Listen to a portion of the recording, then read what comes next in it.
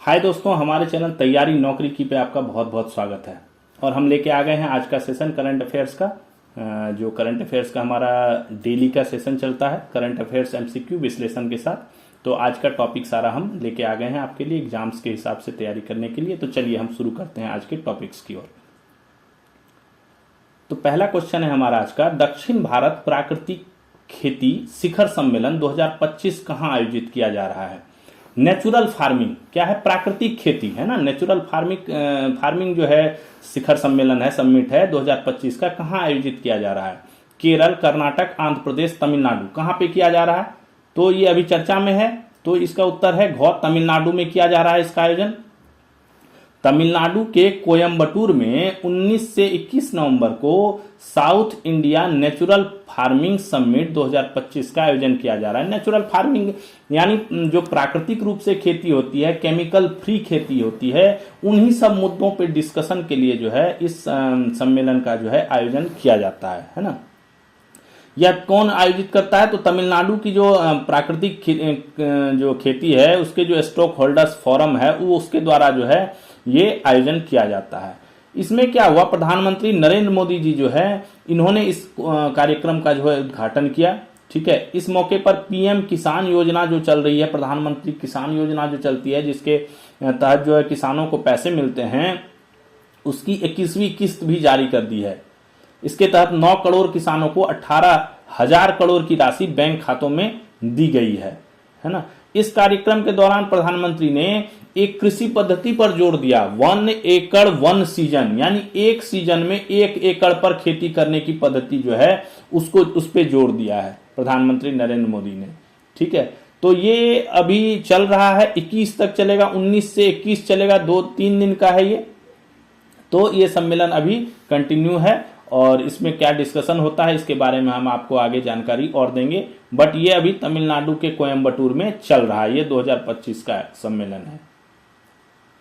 अगला जो क्वेश्चन है, किस देश के क्रिकेट टीम के एक खिलाड़ी 13 टीमों के खिलाफ शतक बनाकर दुनिया के पहले बल्लेबाज बन गए हैं? इसने क्या किया है, दुनिया के 13 टीम जो है उसके खिलाफ इसने शतक मार दिया और पहला बल्लेबाज है जो दुनिया का 13 टीम के खिलाफ शतक मारा है। Bharat, England, West Indies, Australia, कहां का खिलाड़ी है ये? उत्तर है वेस्ट इंडीज का खिलाड़ी है। वेस्ट इंडीज का कौन? साई होप। इसको पहचानते होंगे आप, ये देखिए यहाँ फोटो लगाया हुआ है इसका, ये इसको पहचान रहे हैं, ये साई होप। ये जो बल्लेबाज साई होप है, इसने जो है न्यूजीलैंड के खिलाफ जो है शतक बनाया। अभी न्यूजीलैंड के खिलाफ इनकी वेस्ट इंडीज की सीरीज चल रही है, उसमें इसने शतक बनाकर जो है विश्व के 13 टीमों के खिलाफ शतक बनाने का रिकॉर्ड बनाया और ये दुनिया का जो है पहला खिलाड़ी बन गया है। इससे पहले रिकॉर्ड था 12 का, 12 शतक का रिकॉर्ड था, 12 टीमों के खिलाफ शतक का रिकॉर्ड था। किसने बनाया था? क्रिस गेल और महिला जयवर्धने ने जो है, दोनों के नाम था ये रिकॉर्ड। 12 टीमों के खिलाफ दोनों ने शतक लगाए थे, लेकिन इस रिकॉर्ड को तोड़ करके जो है ये वेस्ट इंडीज के जो साई होप है, इसने जो है 13 टीमों के खिलाफ जो है शतक बना दिया है और दुनिया के एकमात्र बल्लेबाज बन गए हैं।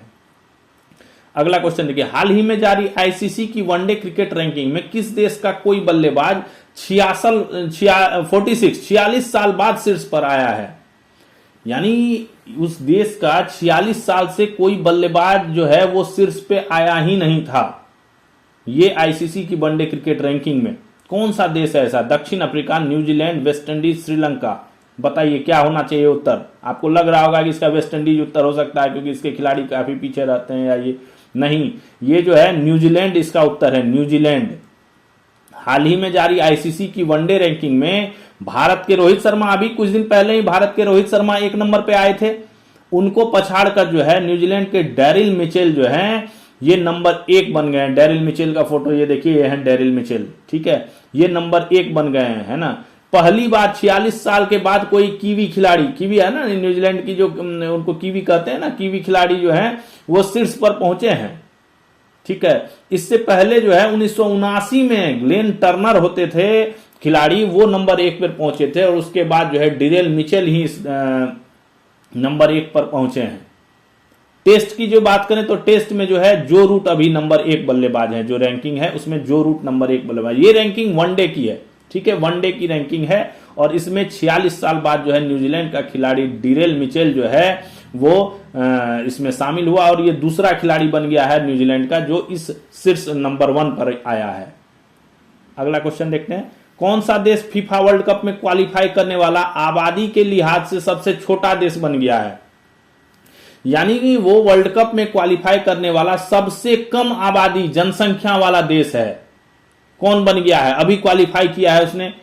Curaçao, Cape Verde, Paraguay, Iceland, सारे छोटे छोटे देश हैं, लेकिन सबसे छोटा देश कौन बना है? उत्तर है इसका कुराकाओ।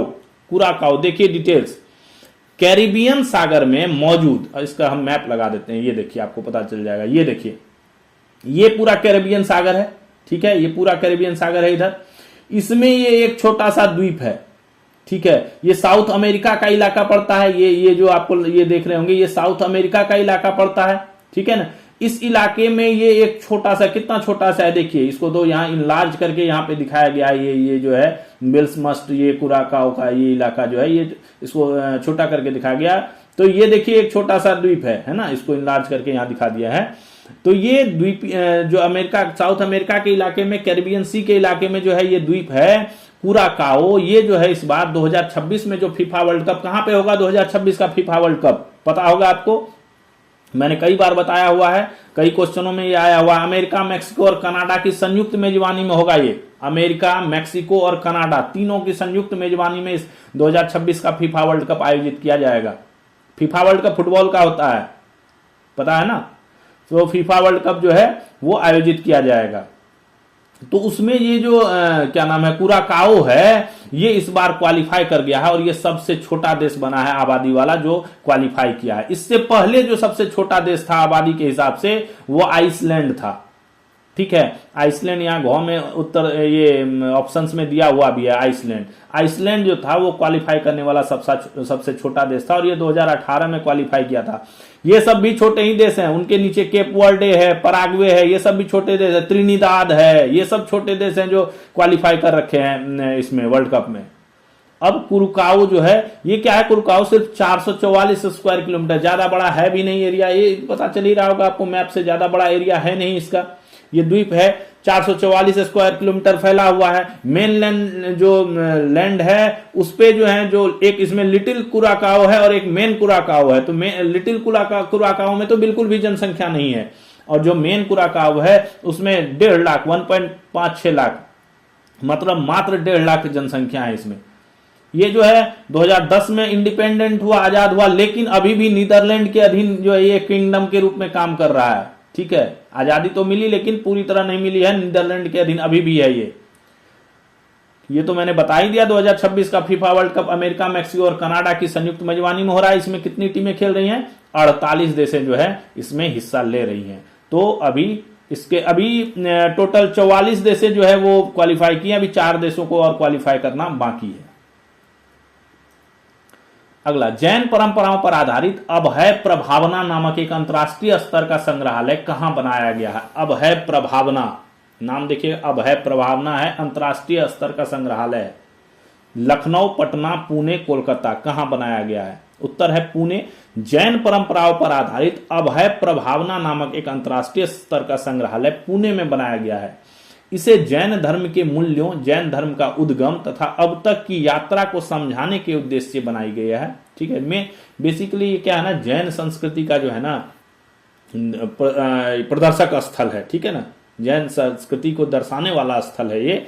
और इसको जो है, जो जैन धर्म से रिलेटेड हैं, उनका उद्गम कब हुआ, कैसे जैन धर्म आगे बढ़ा, कैसे जैन धर्म का प्रचार विश्व में हुआ, कैसे लोगों ने जैन धर्म को अपनाया, कौन कौन अनुयायी हुए उसके, अभी जैन धर्म की क्या स्थिति है, इन सब चीजों को वहां उस संग्रहालय में जो है, इंटरनेशनल लेवल का पहला संग्रहालय है ये विश्व का सबसे बड़ा जैन संस्कृति का प्रदर्शक स्थल होगा, ठीक है।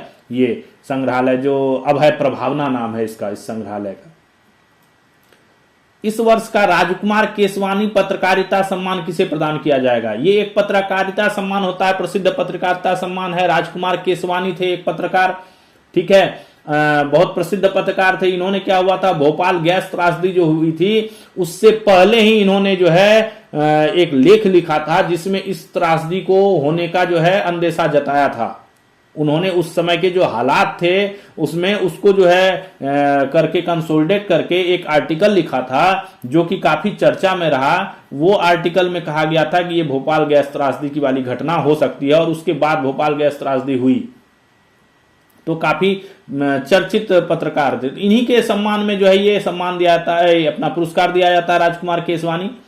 तो ये ऋचा अनिरुद्ध को मिल रहा है। ठीक है, ऋचा अनिरुद्ध न्यूज एंकर है, सामाजिक कार्यकर्ता भी है और हिंदी टेलीविजन की सबसे लोकप्रिय चेहरों में से एक है ऋचा अनिरुद्ध। इनको जो है इस वर्ष का राजकुमार केसवानी जो है सम्मान 26 नवंबर को प्रदान किया जाएगा। इसमें दिया जाता है 1 लाख रुपया, प्रशस्ति पत्र दिया जाता है, स्मृति चिन्ह जो है वो दिया जाता है। ये जो है एक टॉक शो की थी, जिंदगी लाइव नाम से इसका 6 सीजन आया था और सभी सीजन को सर्वश्रेष्ठ टॉक शो का पुरस्कार दिया गया।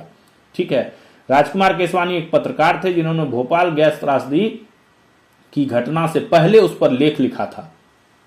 ठीक है, तो काफी फेमस थे और ये ऋचा अनिरुद्ध को जो है इस बार का राजकुमार केसवानी सम्मान जो है मिलेगा।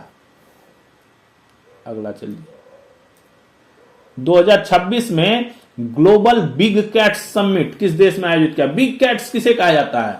बड़ी बिल्लियां। एक तो बिल्ली होती है ना, छोटी बिल्ली होती है। बड़ी बिल्लियां किसे कहा जाता है?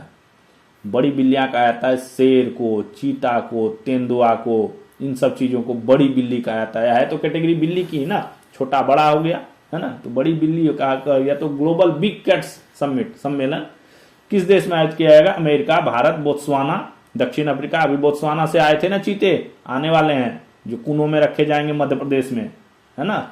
जो अभी गई थी द्रौपदी मुर्मू, राष्ट्रपति हमारी श्रीमती द्रौपदी मुर्मू, तो उन्होंने 8 चीतों का जो है वहां से वो करके आए हैं, अभी क्वारंटाइन में है। तो कौन देश इस सम्मेलन का आयोजन करेगा? तो अमेरिका, भारत, बोत्सवाना, दक्षिण अफ्रीका। तो उत्तर देखते हैं, उत्तर है भारत। भारत करेगा आयोजन। भारत 2026 में ग्लोबल बिग कैट समिट का आयोजन करेगा। ठीक है, इसमें वे देश शामिल होंगे जहां tiger, lion, leopard, snow leopard, jaguar, चीता और प्यूमा पाए जाते हैं। इन जिन देशों में ये पाया जाता है उन देशों के जो प्रतिनिधि जो हैं वो इस समिट में, इस सम्मेलन में जो है शामिल होंगे। इसका उद्देश्य क्या है? बड़ी बिल्लियों की सुरक्षा के लिए सहयोग बढ़ाना। बड़ी बिल्ली कौन हुई? ये जो आप देख रहे हैं नाम, tiger, lion, leopard, snow leopard, jaguar, चीता, प्यूमा, ये हो गई बड़ी बिल्लियां।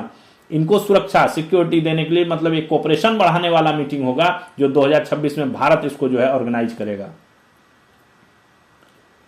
2025 के क्लाइमेट चेंज परफॉर्मेंस इंडेक्स 2025 की रैंकिंग में भारत कितने स्थान पर है? क्लाइमेट चेंज परफॉर्मेंस इंडेक्स, देखिए क्लाइमेट चेंज से, जलवायु परिवर्तन से संबंधित है। भारत कितने स्थान पे? 10, 45, 23, 9, कितनेवें स्थान पे है? भारत की रैंकिंग इस बार जो है घट गई है, भारत पिछड़ गया है इसमें, 23वें रैंकिंग पे है, पहले 10 था पिछले साल। इस वर्ष के क्लाइमेट चेंज परफॉर्मेंस इंडेक्स, जो किसको क्या, उसको क्या कहते हैं? CCPI, क्लाइमेट, सी से क्लाइमेट, सी फिर चेंज और पी से परफॉर्मेंस, आई से इंडेक्स की रैंकिंग में भारत जो है पिछले वर्ष की रैंकिंग 10 से गिरकर कितने पे चला गया है? 23 पर पहुंच गया है। ठीक है, भारत का इसमें जो है रैंकिंग गिर गया। इस रैंकिंग गिरने का कारण एक हुआ कि कोयला पे, जो कोयला ईंधन पे रोक लगाने का जो टाइम बाउंड दिया गया था उसको भारत ने अंकित नहीं किया, बताया नहीं कि कब तक जो है कोयला ईंधन, कोयला उत्सर्जन पर जो है रोक लगाया जाएगा। इसका अभी डेट नहीं, इस कारण से इनकी रैंकिंग थोड़ी सी डाउन हो गई है भारत की। यह इंडेक्स क्या है? 63 देशों और यूरोपीय संघ के जलवायु प्रदर्शन का वार्षिक एनुअली आंकलन करता है। इस वर्ष सिर्फ 3 देश में, अच्छा ये जो लिस्ट बना है इसमें जो टॉप के 3 हैं उसमें टॉप 3 में कोई देश ही नहीं है। देखिए बहुत इंटरेस्टिंग चीज है, इस वर्ष सिर्फ 3 देशों में कोई भी देश शामिल नहीं है, टॉप 3 खाली है। कोई उस कैटेगरी पे उतर ही नहीं पाया जो कैटेगरी इन्होंने इसको आकलन के लिए रखा है। कैटेगरी जो देश आए हैं वे चौथे स्थान से शुरू हुए हैं। चौथे स्थान पे डेनमार्क है और उसके बाद जो है घटते हुए क्रम में UK, Morocco, Chile, Luxembourg, Lithuania, Netherland जो है ये 4, 5, 5वें पे यूके, 6ठे पे मोरक्को, 7वें पे चिली, 8वें पे लग्जमबर्ग, 9वें पे लिथुआनिया और 10वें पे नीदरलैंड। यानी ये टॉप 10 की सूची यहाँ पे दी गई है। तो इसमें फर्स्ट 3 में तो कोई देश ही नहीं है। अगर आपको कहीं क्वेश्चन ये आ जाता है कि क्लाइमेट चेंज परफॉर्मेंस इंडेक्स 2025 की रैंकिंग में प्रथम स्थान पे कौन सा देश है और उसमें ऑप्शन आ जाता है इनमें से कोई नहीं, तो आंख मूंद के इनमें से कोई नहीं मार दीजिएगा, क्योंकि कोई भी देश उसमें है नहीं। प्रथम 3 में कोई देश नहीं है। चौथे स्थान से डेनमार्क शुरू है। तो ये इंडेक्स में रैंकिंग भारत अभी 23 नंबर पे है इसमें। अगला क्वेश्चन देखिए, अमेरिका ने किस देश को मेजर नॉन नाटो एलाई का दर्जा देने की घोषणा की है? यानी प्रमुख नॉन नाटो है ना, एलाई, एलाई मतलब जो संगठन है वो, तो इसका उत्तर है सऊदी अरब को। अभी हाल ही में दिया है, चर्चा में रहा था ना, है ना, प्रमुख गैर नाटो सहयोगी एलाई जो है उसका दर्जा दिया है। अमेरिका ने सऊदी अरब को major non NATO ally MNNA, ठीक है, major non NATO ally MNNA, इसको हिंदी में कहेंगे प्रमुख गैर नाटो सहयोगी, इसका जो है दर्जा देने का ऐलान किया है। क्या है ये MNNA, क्या है? ठीक है, क्या होता है, क्या इसका दर्जा दे दिया सऊदी अरब को, तो सऊदी अरब को क्या फायदा हो जाएगा इससे, क्या मिलेगा इससे? ये क्या है ना, अमेरिका देता है ये एक स्पेशल स्टेटस, मतलब खास स्टेटस दिया। किसको देता है? जो उसका करीबी है और भरोसेमंद पार्टनर देश है उसी को देता है, वो सभी को नहीं देता है, करीबी और भरोसेमंद पार्टनर देश को देता है। ठीक है, इस दर्जे वाले देश को, जो जिसको ये दर्जा देता है अमेरिका, वो क्या कर सकता है? वह देश अमेरिकी जो रक्षा उपकरण है, डिफेंस इक्विपमेंट्स हैं, टेक्निक्स हैं, तकनीकी जो है और हैं, और फाइनेंशियल असिस्टेंट अगर लेना है तो वो इन देशों को मिल जाता है। अगर अमेरिका किसी देश को यह दर्जा देता है तो, प्रमुख गैर नाटो सहयोगी देश का दर्जा देता है तो, ठीक है। अब तक यह दर्जा किसको मिल रखा है? ऑस्ट्रेलिया, जापान, इजराइल, मिस्र, कतर, पाकिस्तान, दक्षिण कोरिया, ब्राजील, फिलीपींस, बहरीन सहित कुल 21 देशों को मिला है। हम आपको इसकी पूरी सूची दे देते हैं, ये देखिए पूरी सूची मैंने बना दी है यहाँ पे, और अमेरिका के प्रेसिडेंट की भी सूची बना दी है कि किस प्रेसिडेंट ने किस कंट्री को इंक्लूड करने का ये दिया, आदेश दिया, किसको किया। रोनाल्ड रेगन थे, उन्होंने Australia, Egypt, Israel, Japan, south Korea और न्यूजीलैंड यहां तक को जो है कर दिया। कब? 1987 में। बिल क्लिंटन आए, उन्होंने जॉर्डन को, अर्जेंटीना, बहरीन और फिलीपींस अलग अलग सालों में कर दिया। ताइवान तक को 2003 में। जॉर्ज बुश आए, उन्होंने थाईलैंड, कुवैत, मोरक्को, पाकिस्तान को कर दिया 2004 में। बराक ओबामा में तुनिसिया को कर दिया। डोनाल्ड ट्रंप आए 2019 वाले टेन्योर में, ब्राजील को कर दिया, कोलंबिया को कर दिया। फिर जो बिडेन आए, उन्होंने कतर और केनिया को कर दिया, और फिर डोनाल्ड ट्रंप अभी 2025 में सऊदी अरबिया को फिर से जो है इसका दर्जा दे दिया। ये टोटल 21 कंट्रीज हैं, ठीक है। तो ये आपके लिए इंपॉर्टेंट है, इसका ध्यान रखना है। ये क्या ना क्वेश्चन आता है क्या कि ये इनमें से कौन से देश जो हैं अमेरिका द्वारा प्रमुख गैर नाटो सहयोगी घोषित देश नहीं है। बस आपको चार में से 3 दे देगा जो इसके ये लिस्ट में है, और 1 दे देगा जो इस लिस्ट में। जैसे भारत का नाम दे देगा, भारत इस लिस्ट में नहीं है क्योंकि भारत में अमेरिका को भरोसा नहीं है, करीबी और भरोसेमंद पार्टनर नहीं मानता है उसको, तो भारत को नहीं रखा है इसमें, ठीक है। भारत को यह दर्जा नहीं दिया है, स्पेशल स्टेटस का दर्जा, ठीक है। तो ये उत्तर जो है हो सकता है अगर इस टाइप के क्वेश्चन आते हैं। जैसे मैंने यहाँ पे देखिए भारत डाल रखा है, तो भारत नहीं है इसका, भारत को ये दर्जा अमेरिका ने अभी तक नहीं दिया है, ठीक है। तो इस टाइप के क्वेश्चन आपके लिए आ सकते हैं कि किसको जो है स्पेशल स्टेट्स का प्रमुख गैर नाटो सहयोगी देश का दर्जा जो है अमेरिका ने दिया है, इनमें से कौन कौन है। तो इस टाइप के क्वेश्चन में ये आपको कंट्रीज के नाम थोड़े से माइंड में रखने हैं। अगला क्वेश्चन, किस देश के पूर्व राष्ट्रपति को वर्ष 2024 के लिए इंदिरा गांधी शांति निरस्त्रीकरण और विकास पुरस्कार प्रदान किया गया है? किस देश के पूर्व राष्ट्रपति, देश के पूर्व राष्ट्रपति की बात हो रही है, 2024 के लिए इंदिरा गांधी शांति निरस्त्रीकरण और विकास पुरस्कार प्रदान किया गया है? ईरान, चिली, भूटान, बांग्लादेश, किसको प्रदान किया गया? उत्तर है इसका चिली। चिली की पहली महिला राष्ट्रपति तथा संयुक्त राष्ट्र की पूर्व मानवाधिकार उच्चायुक्त, ठीक है, मिशेल बैचलेट को नई दिल्ली में कांग्रेस के सोनिया गांधी द्वारा इंदिरा गांधी शांति निरस्त्रीकरण और विकास पुरस्कार 2024 प्रदान किया गया। ये कब से कब तक चिली की राष्ट्रपति रही? चिली का ये मैप है, ये देखिए, ये है चिली, ये जो आपको ब्राउन कलर में दिख रहा है ये चिली है, ठीक है। छोटा सा, ज्यादा बड़ा वो नहीं है, राष्ट्र नहीं है। और ये हैं मिशेल बैचलेट, जिनको जो है ये पुरस्कार मिला है, इंदिरा गांधी शांति निरस्त्रीकरण और विकास पुरस्कार 2024 प्रदान किया गया है।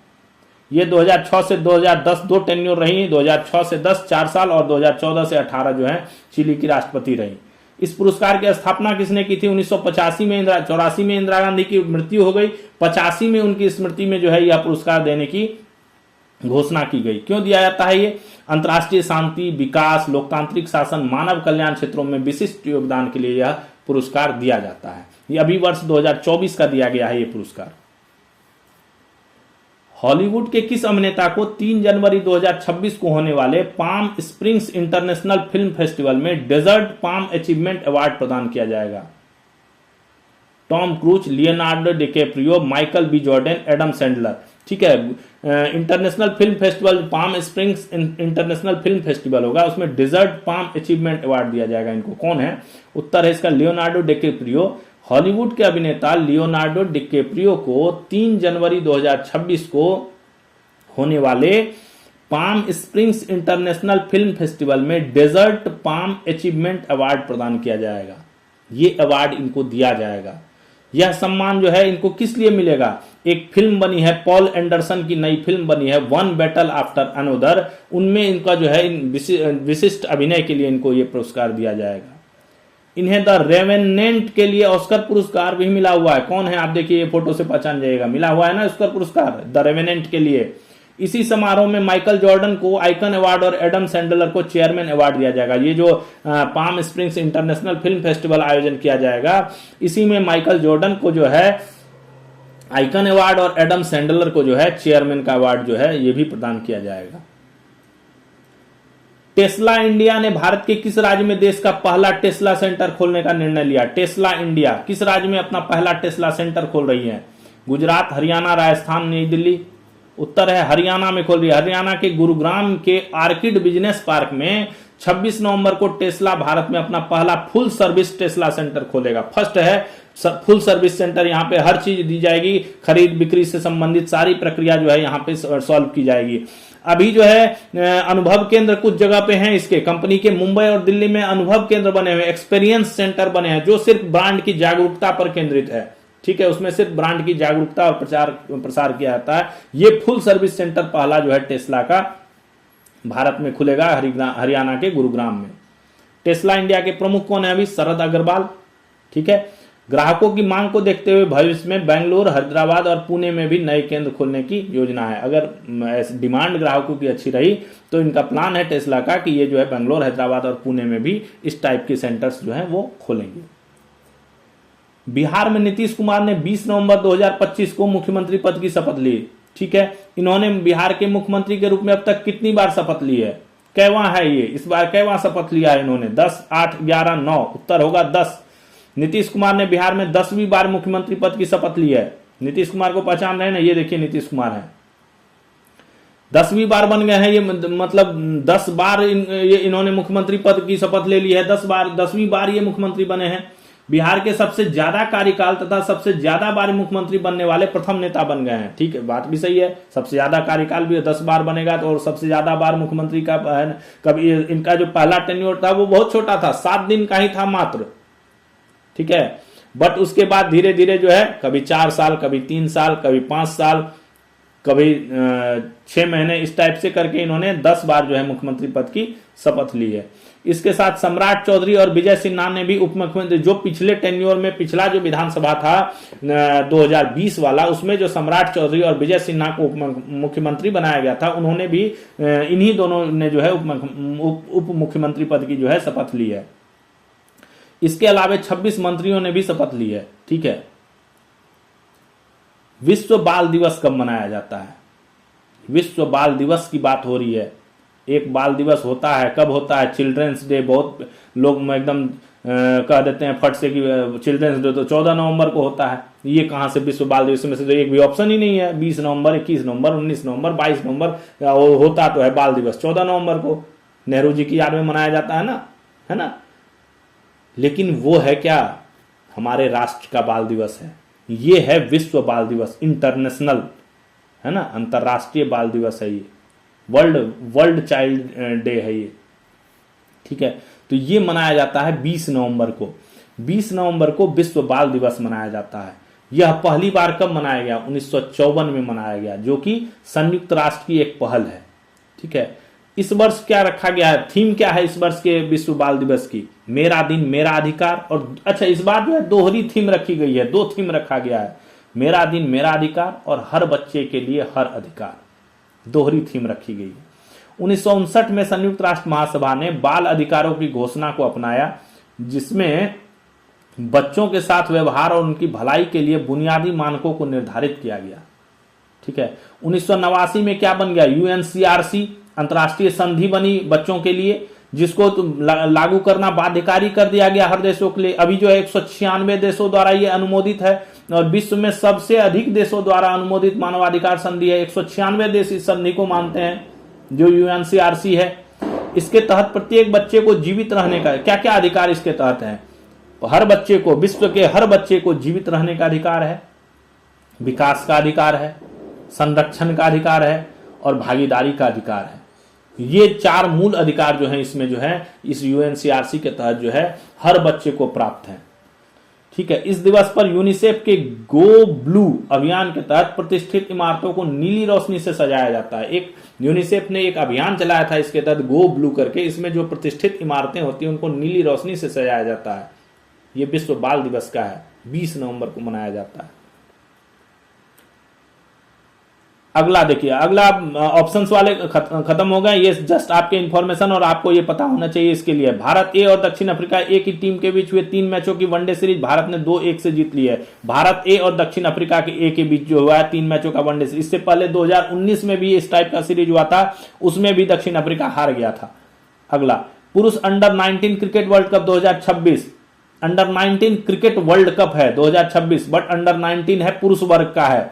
15 जनवरी से होगा 6 फरवरी तक। कहां पे? जिम्बाब्वे और नामीबिया में। इसमें कितनी टीमें हिस्सा लेंगी? 16 टीमें। इसमें तंजानिया पहली बार भाग ले रहा है और जापान दूसरी बार भाग ले रहा है। फर्स्ट बार तंजानिया ले रहा है भाग इसमें, ये क्वेश्चन ध्यान रखिएगा। पिछले संस्करण 24 में ऑस्ट्रेलिया ने भारत को फाइनल में हराकर खिताब जीत लिया था। भारत जो है पिछली बार हार गया था 2024 में। अगला, इसरो ने अपने मानव अंतरिक्ष मिशन गगनयान के लिए तमिलनाडु के महेंद्रगिरी स्थित प्रपल्सन कॉम्प्लेक्स में CE-20 क्रायोजेनिक इंजन का बूट स्ट्रैप स्टार्ट मोड में सफल प्रक्षेपण किया। ठीक है, गगनयान के जो है प्रक्षेपण चल ही रहे हैं, कभी पैरासूट का परीक्षण हो रहा है, कभी एंटी ड्रॉप टेस्ट हो रहा है, कभी इंजन का टेस्टिंग हो रहा है। तो गगनयान के जो है पीछे इसरो जो है काफी मेहनत कर रहा है। गूगल ने जेमिनी 3 लॉन्च कर दिया है। क्या है ये? अब तक का सबसे इंटेलिजेंट, पावरफुल और एडवांस एआई मॉडल है। एआई है, एआई की बात हो रही है। एआई तो एकदम प्रचलित हो रखा है, हर चीज में एआई आ गया है। मोबाइल में आप सर्च कीजिए, एआई ही आपको हर चीज बताएगा, है ना। लैपटॉप में सर्च कीजिए, कभी कंप्यूटर में सर्च कीजिए, कोई भी चीज पूछना हो आप एआई से पूछ सकते हैं, वो आपको पूरी डिटेल्स बता देता है। तो इसका एडवांस वर्जन जो है गूगल ने जेमिनी 3 जो नाम से जो है एडवांस वर्जन लॉन्च किया। ये सबसे आज के डेट में इंटेलिजेंट, पावरफुल और एडवांस्ड है एआई मॉडल। ऑस्ट्रेलिया के F1 ड्राइवर कौन? ऑस्कर पियास्त्री को 2025 का डॉन अवार्ड मिला है। एक डॉन अवार्ड क्या है? ये ऑस्ट्रेलिया का सबसे बड़ा खेल सम्मान है। जैसे अपने यहां दिया जाता है ना अर्जुन पुरस्कार, है ना, खेल सम्मान दिया जाता है, अर्जुन पुरस्कार दिया जाता है, तो उसी तरह जो है यहाँ पे अपना डॉन अवार्ड दिया जाता है ऑस्ट्रेलिया में। ये सबसे बड़ा खेल सम्मान उनका है। ये इस बार जो है दिया गया है F1 फॉर्मूला ड्राइवर जो होते हैं ऑस्कर पियास्त्री को जो है ये अवार्ड दिया गया है। अफगानिस्तान की तालिबान सरकार ने पाकिस्तान के साथ कारोबार को पूरी तरह से बंद करने का ऐलान किया है। जो अफगानिस्तान की तालिबान सरकार है उसने जो है पाकिस्तान के साथ अपना कारोबार को बंद करने का ऐलान कर दिया है। ठीक है, पाकिस्तान ने भी अफगानिस्तान को हर तरह की चीजों की आपूर्ति बंद करी। इन दोनों के बीच झगड़ा चलता ही रहता है। अफगानिस्तान और पाकिस्तान के बॉर्डर पे भी काफी हमले हुए हैं, है ना, काफी कंटिन्यू एक्टिविटी चलती रहती है। उसी के बीच जो है अफगानिस्तान ने जो है पाकिस्तान के रवैये को देखते हुए, पाकिस्तान के तरीके को देखते हुए, तौर तरीके को देखते हुए ये ऐलान किया है कि हम इसके साथ कारोबार नहीं करेंगे, कोई भी कारोबार, हर तरह का कारोबार को बंद कर देंगे। तो पाकिस्तान ने भी जो अफगानिस्तान से आयात निर्यात होता है उस पर पूरी तरह हर चीज पे बंद कर दिया है। रूस भारत को अपनी 5वीं पीढ़ी का Su-57 लड़ाकू विमान तथा उसकी तकनीक बिना किसी शर्त देने को राजी हो गया है। रूस जो है, ये क्या हुआ था, पहले भी ये चल रहा था, बट इसमें जो है रूस जो है पीछे हट गया था।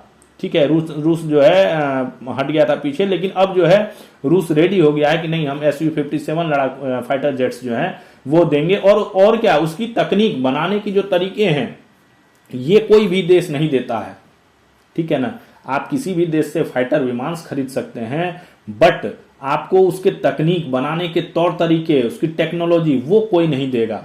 इससे पहले भी अपना रूस से खरीदा गया है, मिराज 2000 खरीदे गए ना, फाइटर जेट्स खरीदे गए हैं, बट सिर्फ उसमें फाइटर जेट्स मिले थे। इसकी टेक्निक कैसे बना, इसके इंजन की टेक्निक, ये सब जो है वो नहीं दिया गया था। बट इस बार जो है रूस भारत से अपना संबंध बेहतर बनाने के लिए जो है ये भी उसकी टेक्निक्स देने के लिए भी रेडी हो गया है।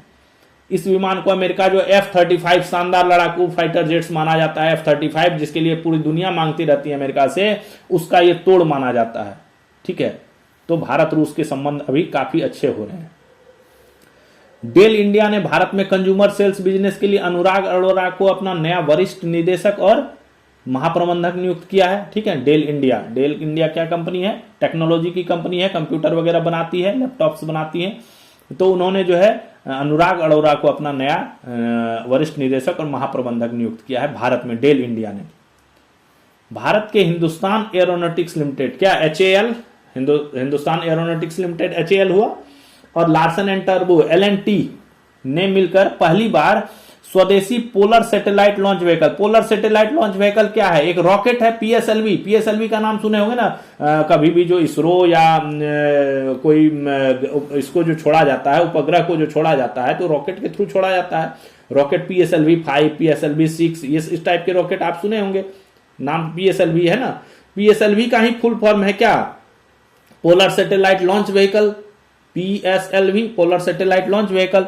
तो उसके निर्माण जो है इन दोनों ने मिलकर जो है पूरा किया है। अगले वर्ष इसी रॉकेट से जो PSLV नया जो बना है एडवांस वर्जन जो है, इससे जो है ओशन सेट उपग्रह को अंतरिक्ष में प्रक्षेपित। ओशन सेट क्या है, ये एक उपग्रह है जो वायुमंडलीय और जलवायु के रिलेटेड जो है अपना जो है डाटा इकट्ठित करेगा, एनालिसिस करेगा और उससे संबंधी जो है ये हेल्प करेगा। ओशन सेट उपग्रह को इसी PSLV एडवांस से जो है भेजा जाएगा 2026 जनवरी में। यह निर्माण 2022 के अनुबंध के तहत किया गया। इसका जो कॉन्ट्रैक्ट था ये 2022 में ही किया गया था, जिसके तहत इसरो ने इन दोनों कंपनियों को 5 PSLV बनाने का अनुबंध दिया था। दोनों कंपनी को ज्वाइंट वेंचर था, ठीक है। ओशन सेट महासागर और वायुमंडलीय अध्ययन के लिए इसरो का धरती अवलोकन उपग्रह, बताया ही मैंने ओशन सेट क्या है, महासागर और वायुमंडलीय अध्ययन के लिए जो है इसरो जो है इसको उपग्रह को लॉन्च कर रहा है। तो ये था हमारा आज का सेशन। आपको आज का सेशन कैसा लगा कमेंट में जरूर बताइए, और हमारा चैनल देखते रहिए, दोस्तों को भी शेयर कीजिए और लाइक सब्सक्राइब कीजिए।